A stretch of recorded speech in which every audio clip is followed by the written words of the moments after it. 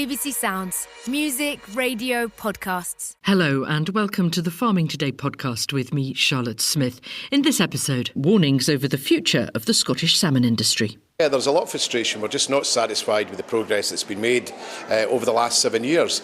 So we're calling on the government to accelerate the process for the recommendations that we've made in the report. Let's start, though, with our topic for this week, January jobs. I suspect we all have a version of this. Those things we've been putting off until the new year, but really must get done. Well, on farms, it's no different. So this week, we'll be looking at some of the jobs that need to be done at this time of year to ensure the maintenance of the farm all year round. Well, today it's fencing, vital for keeping your animals in and your neighbours' animals out.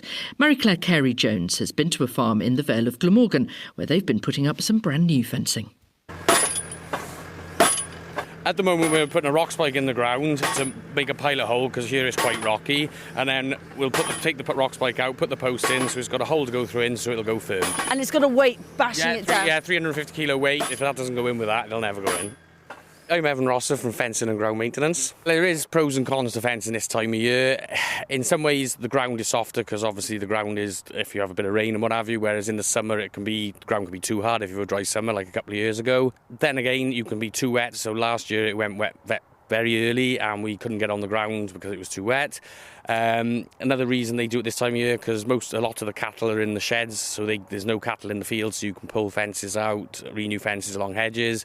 The hedges are normally cut by this time of year, so you can cut the hedges back and get the fence tight in. So yeah, there's pros and cons to this time of year. So are you busy? Yes, very busy, because it hasn't been too wet this year. We're managing to still go on the ground like here. We're not making a mess at all. I'm Tudor Harris of Redland Farm, Bonwellston, and we've just done some fencing. Maintenance is a big thing now, and during the winter months we go around and replace a lot of the posts that are only 6 or 7 year old but have rotted at the butt. The wire is perfectly good, but the posts, a lot of them are rotten. Well, Tudor, we've just walked through a brand new 5-bar gate and now we're walking along this new fence line. Why is it so important for you to make sure the fencing is good at this time of year? Well, we've got breeding stock, and it's very important to keep the rams in the right field with the right stock, not to get into breeding. We've got had the first Suffolk lambs born at the beginning of January. And we're expecting the Leicester ewes to lamb now from the 20th of February. Over the last 20 years, we've coppiced a lot of the big old hedges. Coppicing is cutting the old wood right to the ground, letting it spring back up, and then where there's gaps in the hedges, we replant them with thorn and hazel and double fence either side, and we've now got good thick hedges, 2 metres wide. Is it expensive to ensure that your fencing is kept up to standard and checked every year? Well, posts are not cheap now. The good posts are £4, the gate posts are £20, but it's essential to keep them up because once the posts go down and the wire gets tangled in the briars and the grass, it's not stock-proof anymore. So it is important that we do this every year. Tudor Harris there. Farmer protests against the introduction of inheritance tax are continuing up and down the country, with more planned for the end of the month. But many agree that the row has at least made families talk about what should happen when one generation passes on the farm to the next. Conversations about succession are tricky. Who should take over? When? Who gets the house? What about siblings who don't get the farm? And how much say should a retiring farmer have over what happens once the kids take over? Well, Professor Matt Lobley from Exeter University says while around 60% of farmers in their 60s have a successor lined up, the transfer of ownership can be a painful process. It's a really difficult conversation for all sorts of reasons. It's partly because it's the older generation not just facing up to their mortality ultimately, but that their life is going to have to change. For succession to work, their life is going to have to change. And as every farmer will tell you, it's not just a job, it's their life. Often they've never done anything else, they don't know anything else, so they're facing up to ultimately their mortality, changing their position in the business, being known maybe as a retired farmer in the community rather than a farmer, and what might that mean amongst their peers. The Does it affect their role in the family if they're no longer seeing themselves as the head of everything? So then for the younger generation, it can be really stressful because they want to have these conversations, because they want to reduce the uncertainty, they want to know where things are going, but they don't necessarily have the vocabulary to start those conversations.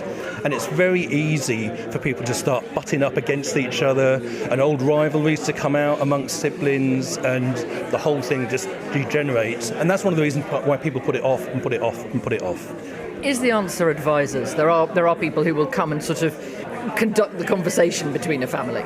For many people, it's really helpful to have a succession facilitator. So somebody who can help demystify the process, produce a roadmap of where the family as a whole wants to go. So you've got to think about who's going to succeed to running the business, how non-succeeding heirs are going to be treated, get that mapped out, and then you bring in the rather expensive professional service providers such as solicitors and financial accountants and financial planners, because you need those people. And many farmers will say to me, well, this is going to cost me a lot of money. And I say, yeah, but ultimately it's an investment in the future of your business, and it's an investment in the future of your family, and that is worth it. But don't go to those people with a blank sheet of paper. My name is Ian Boyd. I'm a Cotswold Hill farmer, and I've been farming there for now nearly 55 years. I've always felt that I wanted to pass on the farm, and I didn't want to stay there forever. I guess I inherited the farm when I was 18 years old. We asked all our children in due course who wanted to go farming. We got two boys and a daughter. The boys didn't, and my daughter Steph did, which was fantastic because not everybody has a next generation who wants to farm. Now, Steph can't be here because she has just a few weeks to go before she has the next generation. In her stead is your son-in-law, Fred. Fred, was it a difficult decision to put your hands up and say, yeah, we'll take it on? Actually, I found it quite a natural decision. I'm an ex-medical doctor, and we found that all of the time that I had at the very few weekends that I was having off, we were coming back to the farm. And it came to the point where after, I think, 12 weekends in a row, we suddenly had to think, well, there must be something here. We came from very different backgrounds. The real joy and intelligence that Ian had was to send his children away and say, do something else. If the farming calls to you, it will call to you. And it did. And we came back to the Cotswolds. And that actually forces hands in terms of succession. When you're thinking, well, when are we going to make these decisions? When your daughter comes back and says, I am giving up my job because I want to be the farmer, we're going to have to make this work. These are really difficult discussions to have, aren't they? Partly because as the older person in the family, you don't want to feel redundant. You don't want to feel that people can cope without you. And also, of course, you don't just have a daughter, you also have two sons who have to be taken into consideration in all of this. Very difficult conversations were had, and it took quite some time for us to sort it out. But the most important thing is for the older generation to start the conversation and to lead it. We could have done with a proper advisor, so someone who could have really guided us through it, but we've got there in the end. So many people, though, don't have that conversation. What would you say to them? I think in the light of the last budget, it's become even more important. And I've spoken to quite a number of friends about their succession situation, and very few of them have done anything about it. But it's now being talked about, so that's the one positive that's come out of it. Ian Boyd talking to us there at a session at the Oxford Real Farming Conference earlier this month. There's been a lack of progress from the Scottish Government in implementing reforms recommended for the salmon farming industry, according to MSPs. Members of the Rural Affairs and Islands Committee in the Scottish Parliament further warned that such delays could be detrimental to the long-term viability of the sector. Well, the remarks came in a follow-up report published more than 6 years after a previous Holyrood committee made 65 recommendations for change in the industry. BBC Scotland's environment correspondent Kevin Keane reports. It has been a polarising sector worth hundreds of millions to the economy, but with a string of environmental issues. And in 2018, after 2 Holyrood inquiries, 65 recommendations for improvements were made, many of which are still to be implemented. There was even controversy when campaigners made a fact-finding visit to the Dunstaffnage fish farm near Oban. Campaigners filmed dead salmon being removed from cages before their arrival. Routine operations, the company said. And on the broader picture, the committee's convener, Finlay Carson, is not happy. Yeah, there's a lot of frustration. We're just not satisfied with the progress that's been made over the last 7 years. So we're calling on the government to accelerate the process of implementing the recommendations from 2018, but also further recommendations that we've made in the report. The committee says the sector is important to Scotland's economy and for providing thousands of rural jobs. The environmental regulator SEPA has been working more closely with the industry on the appropriate siting of fish farms, as well as making regular spot checks by boat. Tavish Scott from the industry body Salmon Scotland says the report recognises that there have been improvements. The salmon sector is hugely further on in 2018, and we need both government and parliament to recognise that. Our environmental performance is immeasurably stronger now. We produce fish for the international marketplace. Consumer requirements for fish are ever higher. Indeed, they will break all records this year. It's a great, strong story. For years, sea lice have been the source of the sector's woes. They attach themselves to salmon and eat into their skin. Cleaner fish called wrasse, which eat the sea lice, have helped ease lice numbers.